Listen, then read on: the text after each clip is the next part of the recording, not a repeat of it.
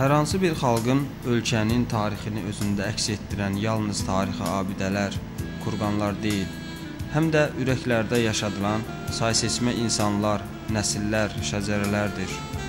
Elə bu mənada fəxr edə bilərik ki, bu məmləkətdə hansı bölgəyə, hansı mahala üz tutsan, ziyalıların, el ağsaqqallarının, əsilzadələrin izlərini görə bilərsən. Belə izlərdən biri də bizi yolu müşkilə düşmüş Göyçə mahalına səsləyir. Müdriklərin sayı bilinməyən, Dədə Ələsgərin yurdunda hörmətlə qarşılanan və hələ gənc yaşlarından el ağsaqqalı kimi tanınan insanlardan biri də Oruc İbrahimov olub. Bu günlərdə Oruc İbrahimovun 100 illik yubileyi ilə bağlı keçirilən tədbirdə onun şəxsi keyfiyyətlərindən, nümunəvi həyat yolundan söz açılıb. O çox az danışan və çox iş görən bir şəxsiyyət idi. Ağır salqalı, dərin düşüncəli, müdrik, kəmallı bir şəxsiyyət idi Oruc kişi. O, hamının qarşısına qalmağa bacaran bir adam idi. O, həm də eyni zamanda mədəniyyətə, maarifə çox böyük qiymət verirdi. Bir çox kəndlərdə o işlədiyi dövrdə yeni quluplar, o dövrdə quluplar zad az idi. Yeni quluplar, məktəb binaları tikmişdi. Və bununla da o artıq həm də təkcə təsərrüfat rəhbəri kimi yox, yəni tikinti sahəsində də, inşaat sahəsində də ad-san qazanmışdır. Ətrafımızdakılara nə qədər bağlı olduğumuzun fərqinə varsaq, görərik ki, hər bir insanın üzərinə düşən məsuliyyət, vəzifə borcları var. Həyatda yaxşı oğul, əziz qardaş, qayğıkeş ata, etibarlı dost, eyni zamanda sədaqətli həyat yoldaşı olmaq hər bir insana nəsib olmur. Bu cür keyfiyyətləri özündə birləşdirən Oruc İbrahimov el arasında da onu tanıyanların dərin hörmətini qazanıb. Uzun müddət həm Basırkeçər rayonunun Dərə kəndində, həm də Krasnoselo rayonunun Çil, Ağbulaq və Çaykənd kəndində kolxoz sədri olub.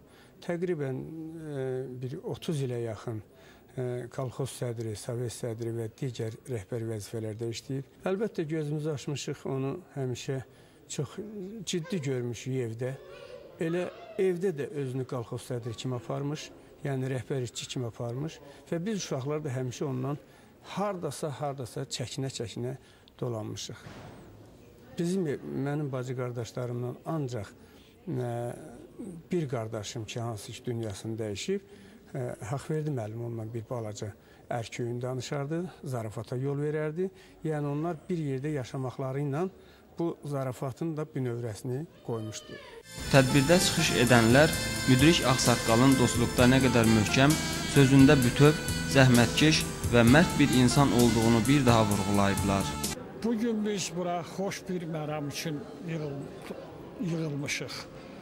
Bizim kəndimizin ağsaqqalı, uzun illər